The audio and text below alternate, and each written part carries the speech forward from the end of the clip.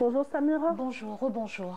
Rebonjour. Rebonjour. C'est très intéressant, Hassan Arabe. Oui, Comme toujours. absolument. Absolument, comme d'habitude, Oui. Hassan. Et donc, ce que tu nous livres aussi comme information, c'est aussi tout intéressant. On va parler d'une colonisation, mais bien antérieure. Oui, Il oui, s'agit oui.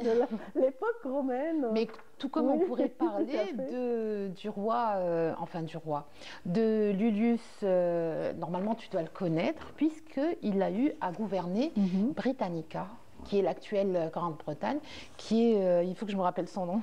Ouais, quand c'est en latin, c'est un peu Urbi. difficile à prononcer, mais... Oui, voilà. Tidis.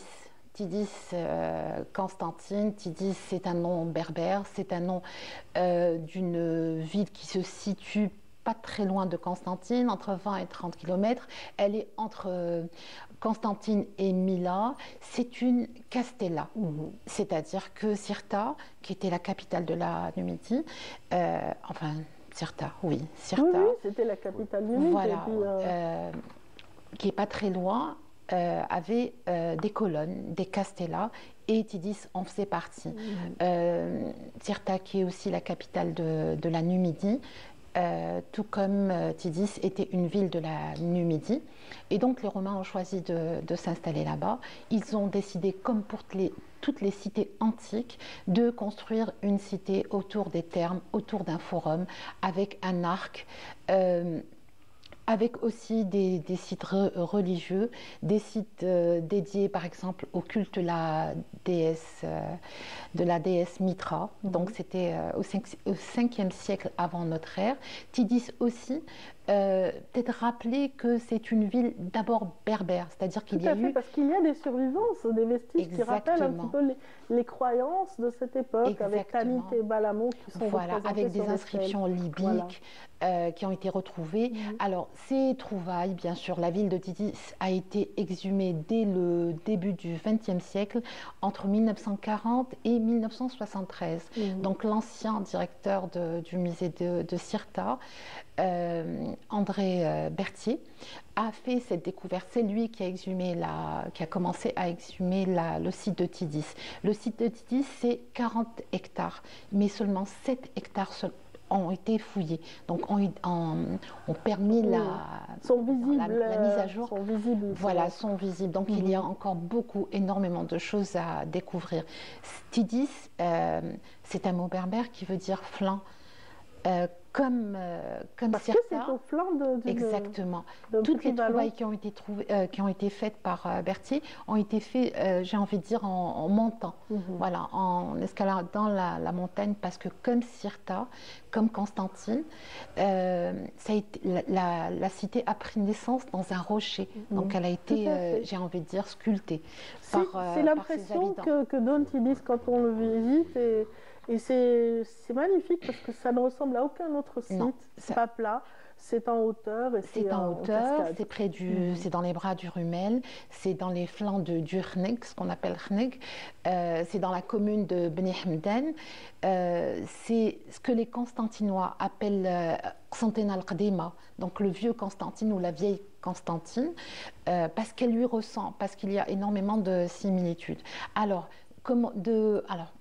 on reconnaît à Tidis ces poteries. Elles ont Mhm. été retrouvées. Tout à Donc fait. c'est un signe particulier. Il y a des ressemblances avec les poteries de Kabylie.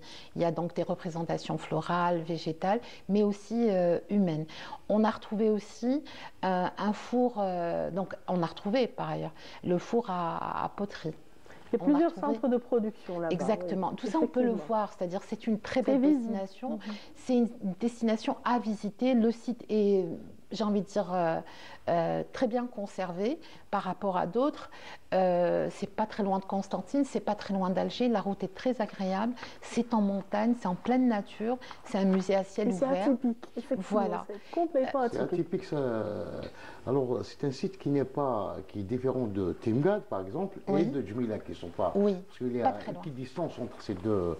Mais c'est un site qui reste peu connu par rapport à ces Oui, deux c'est vrai. sites. Parce qu'il n'y a pas énormément de Oui. visites. Bon, il y a des milliers de visiteurs, mais ils devraient normalement mériter plus de lumière, j'ai envie de dire. Donc, qu'est-ce qu'on a là-bas? On a un forum, on a des thermes, on a retrouvé une tannerie. des édifices religieux, on l'a dit, un sanctuaire dédié à Mitra, ce qu'on appelle un atelier de lainage, de tissage, voilà, comme il en existe à Pompéi, hein, c'est la même chose. Donc on a retrouvé, alors Tidis, c'est aussi une ville de la préhistoire, hein, parce que on a retrouvé des basinas, des tumulus, il y a des dolmens, il y a énormément de choses à découvrir dans cette région. Voilà, et un complément, c'est le musée de Sirta qui contient la plus belle collection de poterie de ce lieu fabuleux.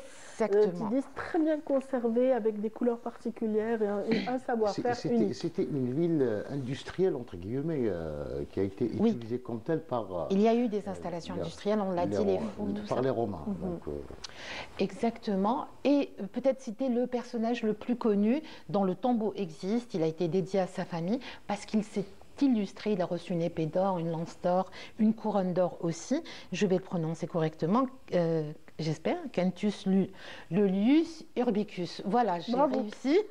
Et c'est lui qui a été le roi d'Angleterre, enfin oui, on va dire le légat. Voilà. Et il a été jusqu'à la fin de sa vie préfet de Rome. Et il est resté très longtemps. C'est un titre honorifique. Pourquoi je parle de lui? Parce qu'il est né à Tidis. C'est un berbère qui s'est romanisé, qui a eu accès à une instruction militaire et qui a pu évoluer. Mais c'est un Algérien, voilà, qui a un jour gouverné. Je vois deux beaux livres avec vous, exactement. C'est un très beau livre. Tiens, je te donne une montre. C'est le livre dédié à Constantine. Va nous aider certainement. Ou, oui. Voilà. Donc, dédié à Constantine, Mémoire, patrimoine et passion, il est très très beau. Il est en vente, on peut l'acheter. C'est un beau livre, c'est un livre qui a été fait par notre collègue, par nos collègues, donc le photographe Qais Djilali et le journaliste Nouri Nesrouj, qui lui est originaire de Constantine. Hein, donc, il a mis tout son cœur et toute sa plume à raconter. Oui, franchement, il y a de très très belles photos. Constantine, c'est la ville des ponts suspendus. Il a mis aussi un point d'honneur à mettre en avant les personnalités de la ville, comme Melek Haddad, bien sûr, Kateb Yassine, qui a fait un passage là-bas, le musée, le palais, voilà, plein de choses. En fait, c'est à découvrir. Samira, donc une belle invitation, voilà. Une belle destination. Tidis, Constantine en l'occurrence. Exactement. Merci beaucoup.